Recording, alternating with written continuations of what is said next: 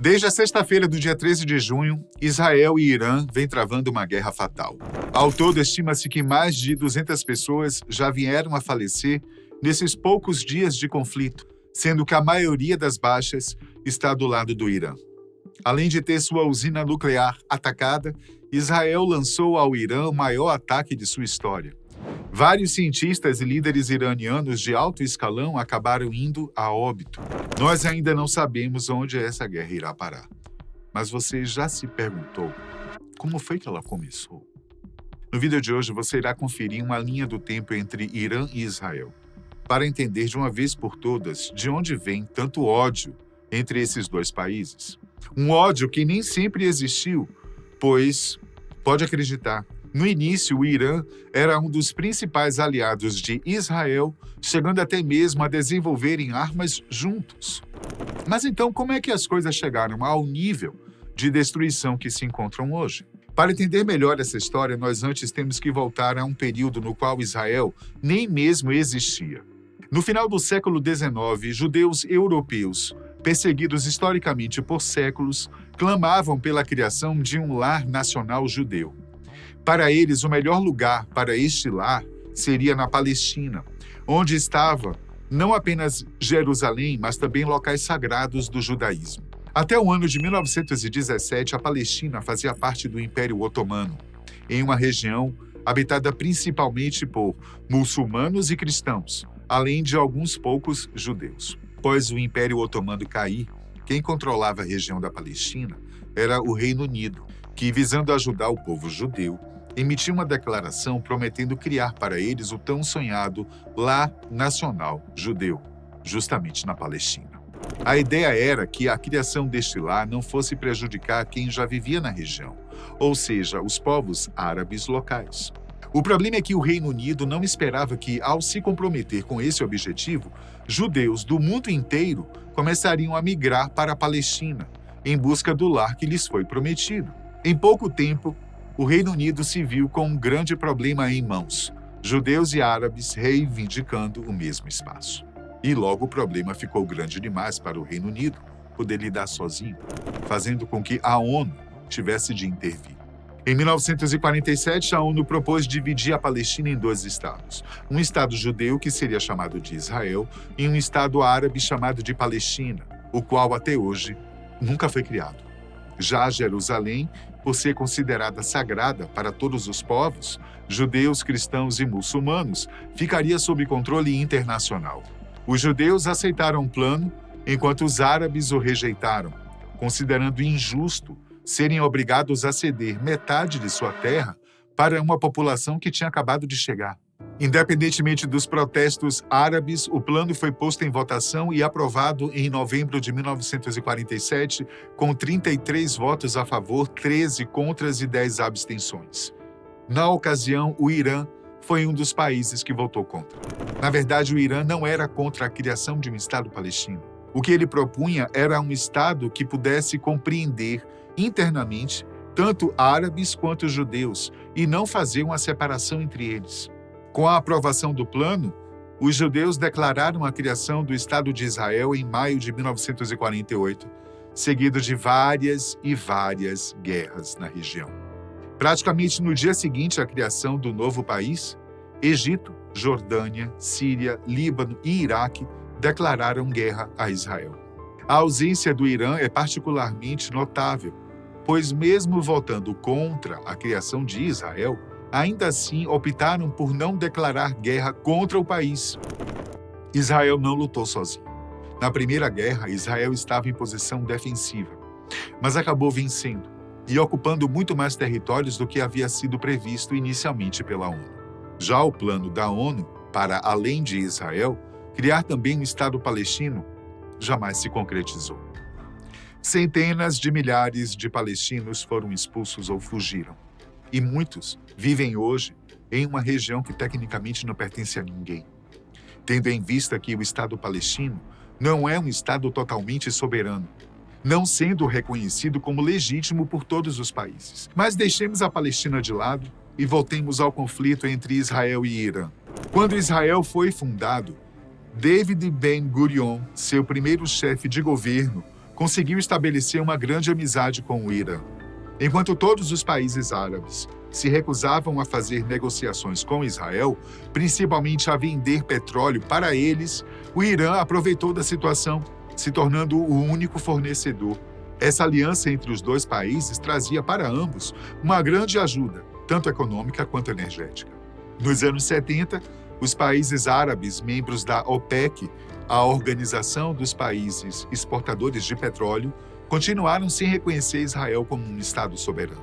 Agora, além de recusar vender petróleo para Israel, eles também fizeram um acordo entre si, no qual pararam de vender petróleo para os Estados Unidos, como represália ao fato dos americanos continuarem apoiando Israel.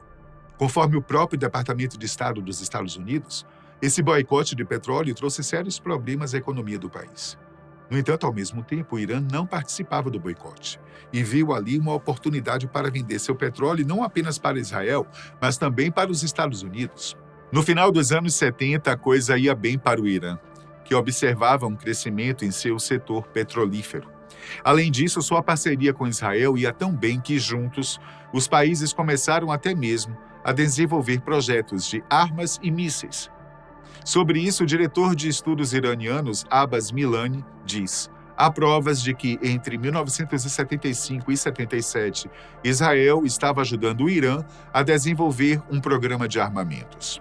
No final dos anos 70, a amizade entre os dois daria seu primeiro passo em direção ao fim. Em 79 foi o ano do qual a Revolução Iraniana irrompeu. A Revolução derrubou consigo o Shah Mohammad Reza Pahlavi, o antigo líder do Irã. Em seu lugar, entrou o Ayatollah Ruhollah Mousavi Jomeini. O novo regime dos ayatollahs não possuía boas relações com Israel, chegando a não reconhecer o passaporte de cidadãos israelenses, além de fechar a embaixada israelense no país.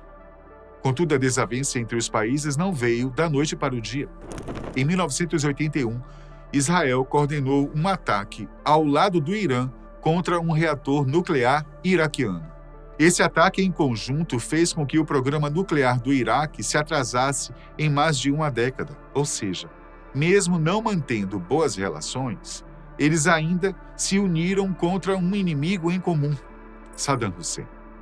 A ameaça de Saddam Hussein era tão grande que foi através de Israel que os Estados Unidos mandavam armamentos ao Irã para ajudá-lo na guerra contra o Iraque. Mas mesmo a ameaça de Saddam não durou para sempre. E mais tarde, na década de 90, os dois países passaram a ter uma grande desavença. E sobre isso, o diretor do International Crisis Group, Ali Weiss, comenta: a aversão a Israel foi um pilar do novo regime iraniano, porque muitos de seus líderes haviam treinado e participado de ações de guerrilha com palestinos em lugares como o Líbano e tinham uma grande simpatia por eles. Apesar das desavenças durante décadas, os países travaram uma guerra indireta, uma guerra nas sombras. Desde o início dos anos 90, ambos os países se atacavam, porém um nunca assumia oficialmente a autoria pelo ataque. Em 1992, por exemplo, o líder do Hezbollah foi morto em um atentado atribuído a Israel. E como retaliação, um grupo islâmico próximo ao Irã invadiu a embaixada de Israel na Argentina, onde atentou contra a vida de 29 israelenses. Essas sempre foram as ações de um país contra o outro, sempre nas sombras e sempre através de terceiros.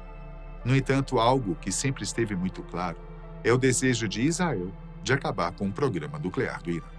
Na verdade, não apenas Israel tem medo de que o Irã desenvolva armas nucleares, mas basicamente o mundo todo. O medo é tanto que em 2015 várias potências mundiais fecharam um acordo com o governo iraniano.